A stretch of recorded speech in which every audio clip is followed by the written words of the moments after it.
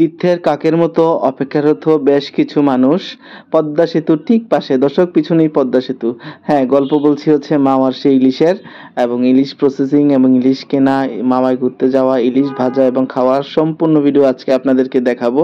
দর্শক, মাওয়া যাওয়ার জন্য আমরা উত্তরা থেকে আমাদের হাইস ভাড়া করে আমরা রওনা করেছি 10:30টার দিকে। বেশিক্ষণ না, 1 থেকে 2 ঘন্টা লেগেছে এবং আমরা মাওয়া ঘাটে পৌঁছে গিয়েছি। মাওয়া ঘাট তো আপনারা জানেন, পদ্মা সেতু হওয়ার পরে এখন আর সেখানে ফেরি চলাচল করে না। তবে হচ্ছে দেখেন, পোস্তে হাতের বাম পাশে কতগুলো রেস্টুরেন্ট হয়েছে এবং সবগুলো কিন্তু অনেক দামি দামি এবং ভালো ভালো রেস্টুরেন্ট। মজার বিষয় হচ্ছে ডে নাইট 24 ঘন্টায় খোলা থাকে। তা আমরা পৌঁছে গেলাম। তো রাস্তার মধ্যে এখানে পার্কিং চার্জ দিতে হয়। এখন জানি না এই জামানায় চার্জটা কার পকেটে যাচ্ছে। যাই হোক, নিয়ম অনুযায়ী আমরা চাঁদা দিলাম এবং গাড়ি পার্ক করার জন্য নেমে পড়লাম। এখানে এসে দেখি, ওরে বাবা, কত মানুষ এসেছে! রাত বাজে তখন প্রায় 11:30 বা 12টার মতো, কিন্তু পুরা হাজার হাজার মানুষের ভিড়, শত শত গাড়ি, আর পাশাপাশি বাইক তো অসংখ্য। যাক, আমরা গাড়ি থেকে নেমে আস্তে ধীরে সামনে আগাই। বাইক তো এখানে অসংখ্য, আর মানুষজনও প্রচুর। পুরা দিন আর রাতই আসলে মানুষ মূলত আসে, যেহেতু ঢাকার অদূরে, ঘন্টাখানেকের মধ্যে আসা যায়। আর খেয়ে আবার সকাল সকাল চলে যায় এবং সারা রাত একটা ঘোরার ফিলিংও পাওয়া যায়। বিশেষ করে পরিবার সহ মানুষ আসে, প্রচুর মানুষ আসে। তা আমরা প্রথমে প্ল্যান করলাম যে আগে দেখবো বিভিন্ন কয়েকটা দোকান ইলিশের দামটা কেমন, যেহেতু আমরা বাজারে জানি না, আর ঢাকায় দেখে এসেছি অনেক হাই রেট। তো ইলিশ বাদেও এখানে কাঁকড়া, চিংড়ি এবং বিভিন্ন প্রকার মাছ ভর্তা, বিভিন্ন প্রকার আইটেম পাওয়া যায় বেগুন সহ। তো আমরা সবকিছুই কিনবো, প্ল্যান আছে। তো প্রথমে একটা দোকানে গেলাম, এখানে ইলিশগুলো দেখলাম। উনি যে সাইজের ইলিশ দেখালো, আমরা আচ্ছা আরো বড় সাইজ খুঁজছিলাম মনে মনে। একটা প্রাইসের ধারণা নিলাম, তারপরে আরো কিছু দোকানে গেলাম। এখানে সাইজগুলো মোটামুটি বড়ই ছিল। তবে বললো যে ডিম হওয়ার সম্ভাবনা, তেমন ডিম তো আসলে আরেকটু টেস্টি জিনিস। যদি অনেকে বলে যে ডিমওয়ালা মাছ নাকি স্বাদ কম হয়, আমি একটু যেহেতু অনেকবার মাওয়াতে আসা হয়েছে, একটু টাচ করে বোঝার চেষ্টা করলাম, যদিও আমি খুব অভিজ্ঞ না যে মাছটা টাটকা কিনা। যাই হোক, অবশেষে কিছু মাছ চয়েস করলাম এবং মাপা শুরু করলাম। তিনটা মিলে প্রায় 3 কেজির কাছাকাছি হয়েছে ওজন। আর সবকিছু মিলে দাম পড়েছিল আমাদের এই মাছগুলোর প্রায় 6,000 থেকে 6,500 টাকার মতো। সঠিক সংখ্যাটা আমার মনে নেই। এরকমই দাম। ঢাকায় দেখেছি এর চেয়ে আরো বেশি দামেও চলে। আসলে দামাদামি করে ব্যবসায়ীদের সাথে তো আর জিতা সম্ভব না।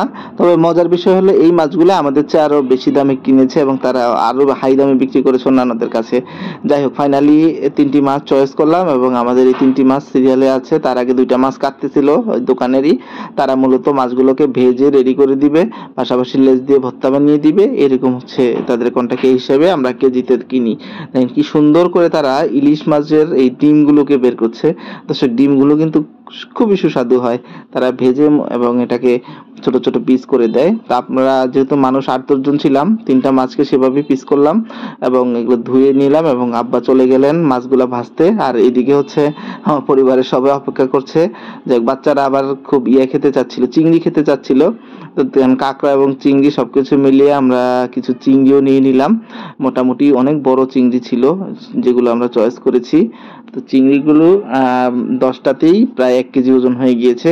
1500 টাকা নিয়েছে চিংড়িগুলো। যাই চিংড়ি প্লাস এখানে আবার এই যে ইলিশ মাছ অলরেডি ফ্লেভারটা তৈরি হয়ে গেছে, ওই পাশের যে তাওয়াটা ওটা আমাদের জন্য। তো দর্শক, আপনারা চাইলে বাইরে থেকে ভালো তেল কিনে নিয়ে যেতে পারেন, না এখান থেকেও তারা সরিষা তেল দিয়ে দিবে। আমার মনে হয় বাইরে থেকে ভালো তেল নিয়ে যাওয়াটাই বেটার।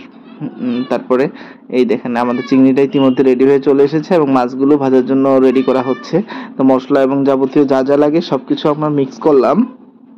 এরপরে তারা দেখেন একটা বিশেষ পদ্ধতিতে এটাকে মিক্সচার করে এবং সরাসরি গরম তেলের মধ্যে ছেড়ে দেয়।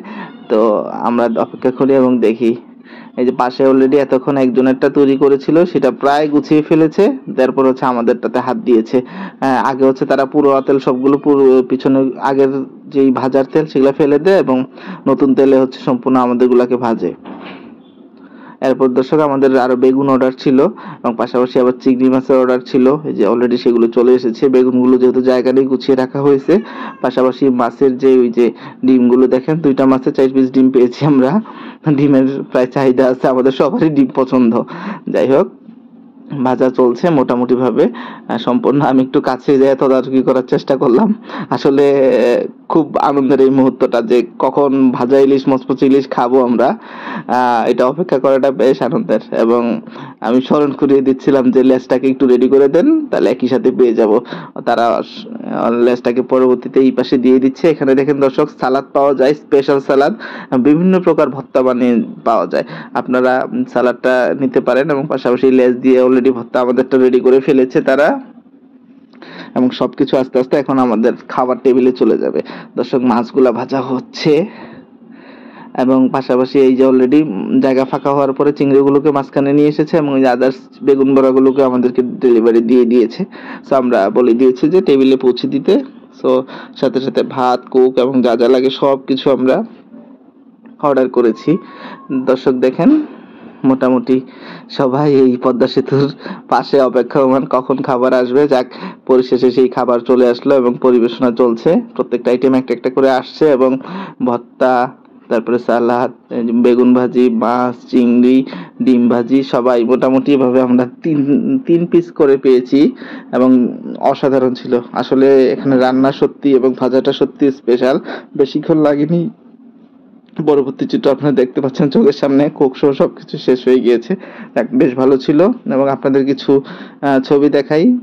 আমাদেরও খুব ভালো লেগেছে, এবং সময় পেলে আপনারা অবশ্যই মাওয়াতে ঘুরে আসবেন। সত্যিকার অর্থে অনেক ভালো লাগবে, পরিবারের সাথে ভালো সময় কাটাবেন। স্পেশাল সময়গুলো আসলে আমাদের মনে থাকে এবং অনেক আনন্দ দেয়। যাই হোক, আমরা রাতে আবার ফেরত আসলাম, 3টা বেজেছে। ধন্যবাদ তোস্তাটের সাথে থাকার জন্য।